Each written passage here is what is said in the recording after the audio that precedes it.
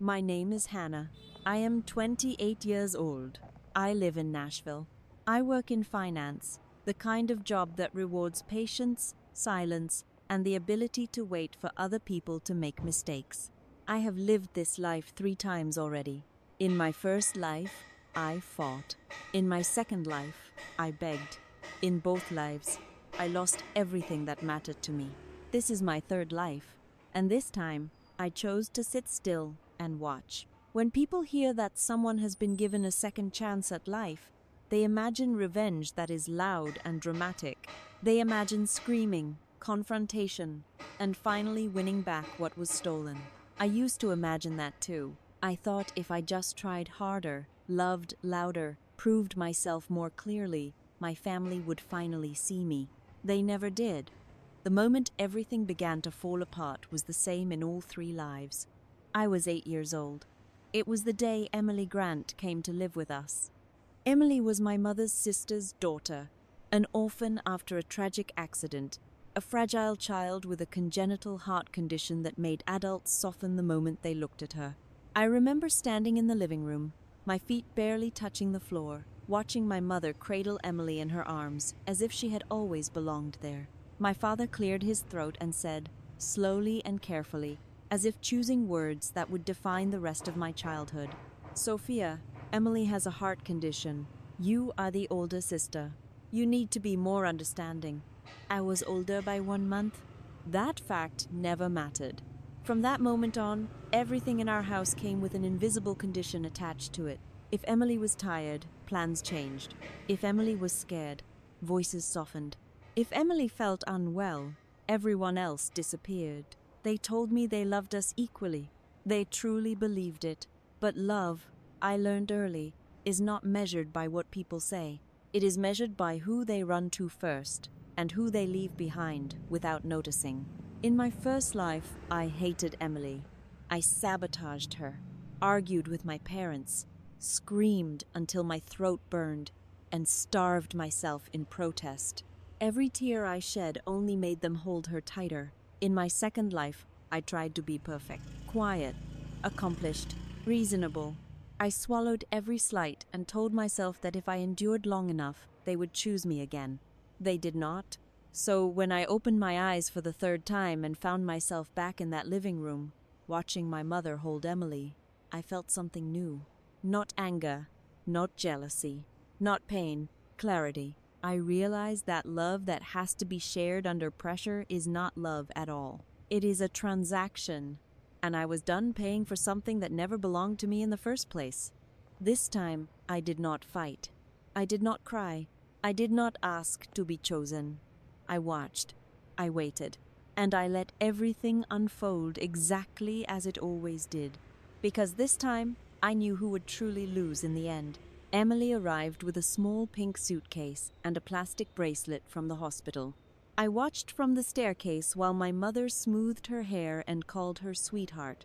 My father carried the suitcase like it weighed nothing, like he had been waiting for this rescue mission his whole life. Daniel leaned close to Emily and made her laugh with a silly face. I stood there, 1 step higher, feeling my chest tighten as if the air had turned thick. No one asked if I was afraid. They only asked if I was kind and share my room tonight too. The rules formed fast. If Emily coughed, the television went quiet. If she looked pale, my homework had to wait because everyone gathered around the kitchen table like a medical council. My mother kept a pill organizer beside the salt and pepper. My father memorized the cardiologist's name the way other dads memorize sports stats. Every time I complained, even about something small like a missing crayon, Margaret touched my shoulder and reminded me I was blessed. Blessed meant I should not need anything. Blessed meant Emily did. I learned to swallow until they tasted like pennies under my tongue. I started hiding in my room, not to sulk, but to build a wall of textbooks. I was 8, yet I remembered calculus formulas from another lifetime like they were nursery rhymes. Robert knocked and asked me to come downstairs and play board games with my new sister. I said no. A few minutes later, Emily appeared in the hallway, voice soft, asking if I hated her. Daniel scolded me through the door, calling me selfish. I pressed my nails into my palm and kept my voice flat. Please leave me alone. Silence felt safer than love there every day. Then my birthday arrived, the first big test. In my memory, I saw the same bright entrance, the same giant cartoon animals, the same forced smiles. Margaret promised we would spend the whole day at the amusement park, just like we had before Emily. I let myself hope for 10 minutes. I even wore a headband with rabbit ears, because I wanted to feel like a kid again.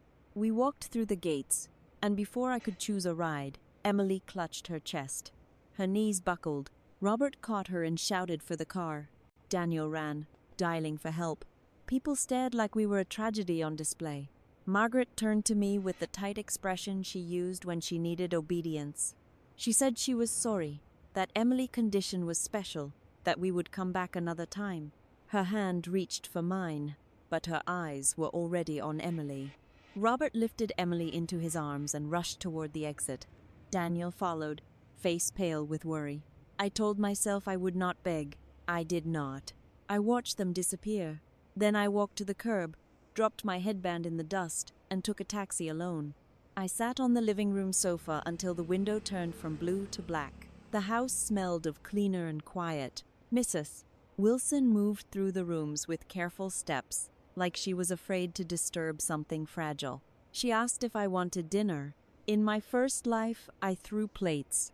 In my second life, I cried until I fell asleep. In this life, I nodded and ate a few bites, tasting nothing. Mrs. Wilson placed a cupcake with one candle on the table. She whispered birthday, then left. I kept my face blank still. Nobody came back that night. They returned the next afternoon with hospital papers and bags of takeout, like proof they had tried. Emily lay on the couch under a blanket while my parents hovered. Daniel watched me with a hard stare. Robert began an explanation, saying they did not mean to leave me, saying Emily needed them. I finished it for him. Emily has a heart condition. He blinked, then nodded. Margaret promised to make it up to me and said we would go to park later. I smiled without warmth. I went upstairs and locked my door, hands shaking. After that, the house settled into a calm that felt fake, like a smile held too long.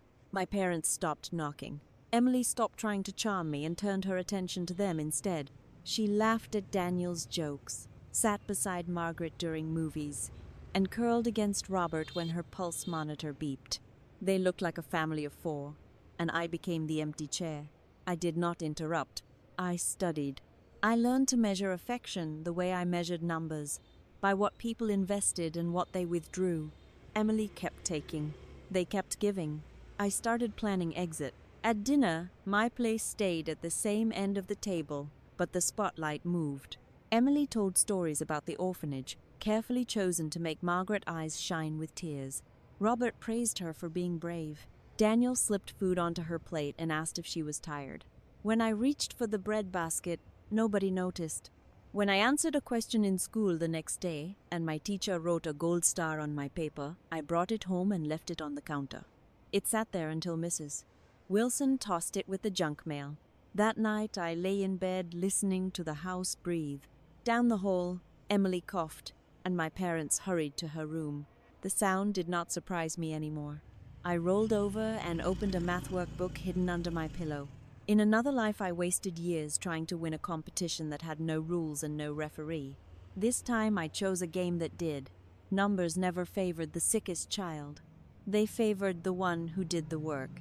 I traced each problem and promised myself I would be untouchable one day with my name on everything. School became the only place where rules stayed consistent. Answers were either right or wrong. Effort showed up in results. I leaned into that certainty and let it carry me. By the end of elementary school, teachers called my parents with praise. Margaret listened politely, then glanced at Emily to make sure she was not overwhelmed by the conversation. Robert thanked them and said I had always been quick with numbers. Daniel shrugged like it was nothing special. When Emily brought home an average report card, the house filled with encouragement, charts on the fridge, promises of rewards for trying. When I placed first in the district exam, the paper stayed folded in my bag. Emily cried easily. She learned how to do it quietly at first, then with small sobs that pulled adults closer. When she failed a quiz, she collapsed into Margaret's arms and whispered that she was stupid. Margaret rushed to deny it, kissing her hair, blaming the school, blaming pressure. Robert agreed and said health came first. Daniel offered to tutor her. No one asked how I studied. No one asked what it cost me to stay ahead while living in a house that pretended I did not exist unless I was being corrected. At 13, I skipped 3 grades. The principal praised my discipline. My parents attended the meeting with careful smiles. In the car, Margaret said I should not flaunt it in front of Emily. Robert said being humble would keep peace at home. Daniel joked that I was weird anyway. I stared out the window and memorized the route, counting turns, promising myself I would drive it alone one day and never come back. My engagement was announced when I was 16. Ethan Cole shook my hand like a business deal and kissed my cheek like a courtesy. I felt nothing. It was arranged, convenient, and acceptable. Emily sat beside him at dinners, laughing too loudly, asking questions about his work, praising his taste in music. I noticed the way his eyes followed her, the way he leaned closer. In my first life, I confronted them and burned everything down. In my second life, I tried to be more desirable, more patient, more forgiving. In this life, I took notes. My allergy to mangoes was not a secret. When I was 3, I spent days in a hospital bed after one bite. It became a story Margaret told guests, laughing nervously about fear. Somehow, when Emily baked my birthday cake years later, mango slices appeared folded into the cream. Emily apologized with tears, saying she did not know. Margaret scolded me gently for not just scraping them off. Daniel snapped that I was ruining the moment. Ethan watched, silent. I pushed the plate away and said nothing. That night, my throat itched and my chest felt tight, and I sat alone in my room with antihistamines, listening to laughter downstairs. Lucas Wright came back into my life like a quiet correction. He had always been there. Technically, a neighbor kid who argued with me over trivial things. He returned after years away and found me studying in the library while the rest of the house hosted a party for Emily. He asked why I was not downstairs. I said I did not feel like pretending. He nodded like that answer made sense. He brought me coffee and asked about my plans. When I spoke, he listened. When I stopped, he waited. It felt strange, being treated like I mattered without earning it. I moved into his class after another acceleration. Emily tried to follow and burned herself out. Margaret begged me to slow down so Emily would not feel pressured. Robert said health was more important than grades. I agreed and kept going. I stopped attending family dinners. I ate in my room or stayed late at school. The house adjusted, grateful for the calm my absence created. My 18th birthday arrived with promises of a grand celebration. I knew the pattern. When Emily clutched her chest halfway through the ceremony and everyone rushed to her side, I did not freeze. I finished greeting guests, answered questions, smiled when necessary. Ethan disappeared toward the hospital with her. Margaret did not meet my eyes. Robert said we would talk later. I signed the paperwork I had prepared and slipped it into my bag. Later that night, I handed them the agreement. I returned the money they tracked so carefully. I thanked them for raising me and told them I was done. Margaret cried. Robert Argett. Daniel accused me of being dramatic. Emily hid behind a blanket, watching. I left without shouting. Lucas waited outside and drove me away. The city lights blurred, and for the first time, the silence felt earned. Years passed. I built a career that rewarded foresight. I bought companies quietly. Ethan married Emily with smiles and cameras. Their fortunes slid as mine grew. Rumors planted themselves and sprouted on their own. Emily's health worsened under stress. Ethan's patience thinned. Margaret called once, then stopped. Robert sent messages that sounded like regrets written by lawyers. When Emily lay in a hospital bed years later, alone and afraid, I visited once. She admitted what she wanted, what she took. I listened without anger. When she died, I felt relief, not triumph. Outside, Lucas waited with flowers and a ring. I said yes, because this time, the choice was mine. The last thread tying me to the Grant house snapped quietly, the way most important things do. There was no dramatic announcement, No final argument that ended with doors slamming. It happened through paperwork, signatures, and the simple act of choosing not to return calls. I had learned that distance was the only boundary my family respected. The coming-of-age ceremony was supposed to be my final performance as their daughter. Margaret planned every detail with precision, right down to the seating order that placed Emily front and center. I arrived on time, dressed appropriately, calm. I greeted guests with a practiced smile. When Emily complained of chest pain right on schedule, the room tilted toward her like a sunflower chasing light. Doctors were called. Ethan hovered. Daniel paced. Margaret cried. Robert issued instructions. I stood still and watched the pattern complete itself, just as it always had. When they rushed Emily out, leaving me to face the whispers, I did not panic. I did not chase after them. I thanked the guests for coming and closed the evening myself. People looked surprised. Some looked impressed. I felt nothing at all. I went home, opened my bag, and placed the documents on the dining table where Margaret would find them later. I left before anyone returned. Emily's marriage was loud and expensive. Cameras flashed. Promises were made. I did not attend. I watched the coverage with the same detachment I used for market reports. Ethan business faltered soon after. Deals failed. Partnerships dissolved. Emily health declined under the pressure of being admired and resented at the same time. Margaret tried to intervene and learned how little power she had outside her own house. Daniel grew bitter and distant. Robert aged quickly. I did not engineer their downfall with cruelty. I simply stopped protecting them from consequences. The companies I acquired were public knowledge. The rumors did the rest. When Emily was left with nothing but debt and hospital bills, I visited once. She asked me if I hated her. I told her the truth.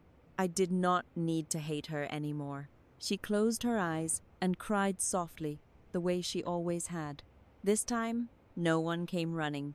Her death came on a quiet morning. I sent flowers. I did not attend the funeral. Margaret wrote a letter filled with regret and explanations. I did not reply. Robert transferred assets in an attempt to make amends. I returned them. I had no interest in inheriting a story that never included me. Lucas proposed on an ordinary evening, without an audience. He said my name like it mattered. I said yes because it felt right, not because it was expected. We built a life that was steady and kind. When people ask about my family, I answer briefly and change the subject. I did not win by taking everything from them. I won by walking away and discovering how light I could feel without their love weighing me down. The world did not explode after I walked away. It did not collapse either. It simply continued, quietly, indifferently, the way it always does when you stop begging it to notice your pain. After Emily died, there was a strange pause in the Grant family, like a stage after the curtains have fallen, but the actors are still standing there, unsure where to go next. Without her illness to orbit around, my parents seemed smaller. Margaret aged overnight. Robert stopped pretending he understood what went wrong. Daniel avoided mirrors, because they reminded him of choices he never questioned. They tried, in their own clumsy way, to reach me again. A text on my birthday. A voicemail filled with apologies that came years too late. A transfer of assets labeled as compensation, as if love could be balanced on a spreadsheet. I rejected all of it. I did not do it out of spite. I did it because I finally understood something that had taken me 3 lifetimes to learn. You cannot heal inside the place that taught you to bleed. You cannot rebuild yourself with the same hands that broke you. People love to talk about forgiveness as if it is a moral obligation. They never talk about self-respect with the same reverence. They never say that sometimes the bravest thing you can do is accept that someone was never capable of loving you the way you deserved and stop waiting for them to change. Lucas never asked me to reconcile. He never pushed me to call them back. He treated my past like a closed chapter, not a wound he needed to inspect. We built a life made of small certainties. Morning coffee, shared calendars, silence that felt safe instead of heavy. On quiet nights, I sometimes thought about the little girl I used to be. the one who stood on the staircase, watching her family turn towards someone else. I wished I could tell her that she was not difficult, she was not selfish, she was not unlovable. She was simply surrounded by people who mistook pity for virtue and sacrifice for fairness. Emily spent her life taking what she thought she needed to survive. My parents spent theirs convincing themselves they were just being kind. Daniel spent his choosing the easier side. In the end, none of them won. I did not win either. I survived, and that was enough. If there is one thing I know now, it is this. You do not owe your future to people who only loved you conditionally. You do not owe loyalty to a family that only valued you when you stayed quiet. And you do not need to burn a house down to prove you were hurt in it. Sometimes, the most devastating revenge is living well, far away, and never looking back. That is how my story ends.